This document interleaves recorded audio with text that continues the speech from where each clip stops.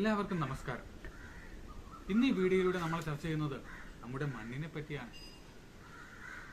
എങ്ങനെയാണ് ഭൂമിയിൽ മണ്ണുണ്ടാകുന്നത്? ഏതെല്ലാം തരത്തിലുള്ള മണ്ണുകളാണ് ഈ ഭൂമിയിൽ നിലനിൽക്കുന്നത്? എന്തെല്ലാമാണ് മണ്ണ് കൊണ്ടുള്ള ഉപയോഗം? മണ്ണിനെതിരെയുള്ള ഓരോ ചൂഷണവും എങ്ങനെയാണ് ഈ ഭൂമിയെ ബാധിക്കുന്നത്? ഇവയെല്ലാമാണ് ഈ വീഡിയോയിൽ ചർച്ച ചെയ്യുന്നത്. എല്ലാവരും ഈ വീഡിയോ കാണുമെന്നുള്ള പ്രതീക്ഷയോടെ ആരംഭിക്കുന്നു. കൂട്ടുകാരെ, നിങ്ങൾക്കറിയാമോ ഞാൻ ആരാണെന്ന്? ഞാനാണ് മണ്ണ്. ഭൂമിയെ ഭൂമിയാക്കിയ അടിസ്ഥാന ഘടകങ്ങളിൽ ഒന്നായ മണ്ണ്. എന്റെ കഥ നിങ്ങൾക്കറിയണ്ടേ? ചെറുതല്ലാത്ത വലിയൊരു കഥ ഞാൻ പറയാം. അത് വല്ലാത്തൊരു കഥയാണ്. കോടാനുകോടി വർഷങ്ങൾ കൊണ്ട് ഈ മഹാപർവ്വതമാം എൻ്റെ അമ്മയുടെ ശരീരത്തിലേക്ക് വെയിലും മഴയും മഞ്ഞും നിരന്തരം ഏൽപ്പിക്കുന്ന പ്രഹരവും, മരങ്ങൾ അവയുടെ വേരുകൾ എൻ്റെ അമ്മയുടെ നെഞ്ചിലേക്ക് ആഴ്ത്തിയും, വിവിധതരം ജോലികളാൽ മൃഗങ്ങളും നിങ്ങൾ മനുഷ്യരും ഈ ഭൂമിയിൽ എൻ്റെ ഒരു തരിക്ക് വഴിവെക്കുന്നു. നിങ്ങൾ അറിയുന്നുവോ കൂട്ടുകാരെ, എനിക്ക് ഒരുപാട് കാലം വേണ്ടി വരുന്നു നിങ്ങൾ ഇന്നീ കാണുന്ന രൂപം കൈവരിക്കാൻ. കൃത്യമായി പറഞ്ഞാൽ ഒരു പാളിയോളം മണ്ണ് ഈ ഭൂമിയിൽ ഉണ്ടാകാൻ ഏകദേശം 1000 വർഷം വേണ്ടി വരുന്നു. എൻ്റെ അമ്മയെ ഈ പരിസ്ഥിതി നിരന്തരം പരുവപ്പെടുത്തിക്കൊണ്ടേയിരിക്കുന്നു. ഈ കാണുന്ന മഹാവൃക്ഷത്തിൻ്റെയും അതിഗംഭീരമായി വീശിയടിക്കുന്ന ഈ കാറ്റിൻ്റെയും ഒരു ക്ഷീണവുമില്ലാതെ നിരന്തരം അലയടിച്ച് വേദനിപ്പിച്ചുകൊണ്ടേയിരിക്കുന്ന തിരമാലയും എൻ്റെ അമ്മയിൽ നിന്നും എന്നെ രൂപപ്പെടുത്തിക്കൊണ്ടേയിരിക്കുന്നു നിങ്ങൾക്കായി. ഈ കാണുന്ന വേരിൻ കഷ്ണവും ഇലകളും ദ്രവിച്ച് എന്നിലേക്ക് ഒഴുകിച്ചേരുന്നു. ഇവ എൻ്റെ സ്വഭാവത്തിൽ മാറ്റം വരുത്തുന്നു. ഈ ലവണങ്ങൾ എൻ്റെ ഗുണത്തെ വർദ്ധിപ്പിക്കുന്നു. കണ്ടില്ലേ ഈ ചെടി മനോഹരമായി വളരുന്നത്? എൻ്റെ ഗുണമേന്മയെ നിങ്ങൾ അറിയുന്നത് പൂത്തും കായ്ച്ചും നിൽക്കുന്ന ഈ ചെടികളിലൂടെയും വൃക്ഷങ്ങളിലൂടെയുമാണ്. നോക്കൂ, ഈ ചെമ്പരത്തി പൂത്ത് തളിർത്തു നിൽക്കുന്നത്. എത്ര മനോഹരമായാണ് ഇവ പ്രകൃതിയിൽ വർണ്ണങ്ങൾ വാരി വിതറുന്നത്.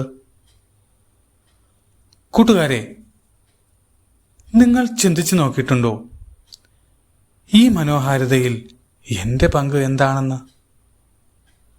നോക്കൂ, ഈ പ്ലാവ് നിങ്ങൾക്കായി ഫലം കരുതി വച്ചിരിക്കുന്നത്. എന്നിൽ നിന്നും ഊറ്റിയെടുത്ത ജലവും ലവണവുമാണ് ഈ ഫലലഭ്യതയ്ക്ക് കാരണമെന്ന് നിങ്ങൾക്ക് എത്ര പേർക്കറിയാം? കൂട്ടുകാരെ, നിങ്ങൾക്ക് എന്നെക്കുറിച്ച് പഠിക്കാൻ ഇഷ്ടമാണോ? എന്നെ ശാസ്ത്രീയമായി പഠിക്കുന്നുണ്ട് കേട്ടോ.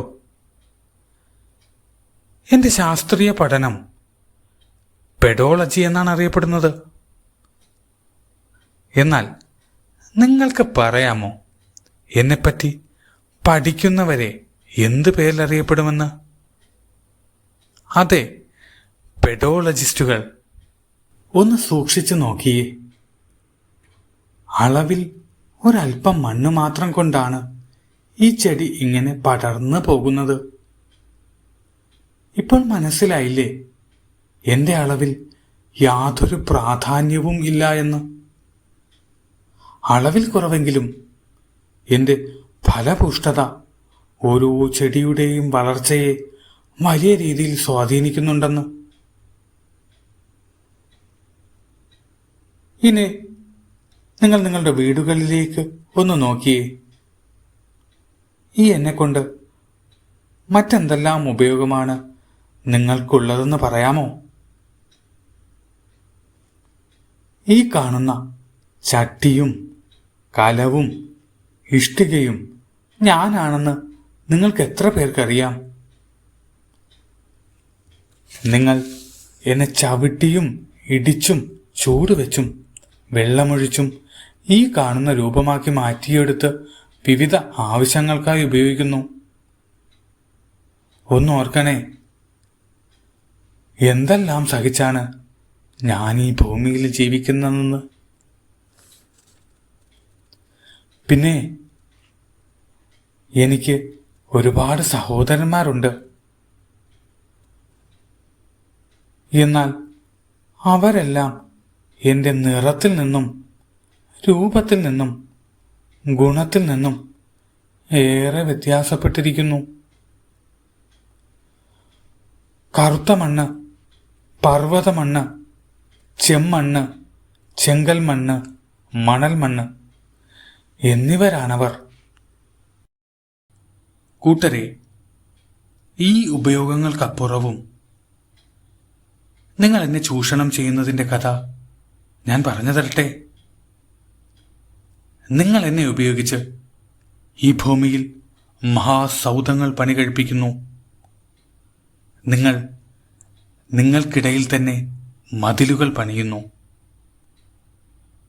പ്ലാസ്റ്റിക് വസ്തുക്കളുടെ അമിത ഉപയോഗവും ഇതുപോലുള്ള വലിച്ചെറിയലുകളും എൻ്റെ സ്വാഭാവികതയെ ദോഷകരമായി ബാധിക്കുന്നുണ്ട്.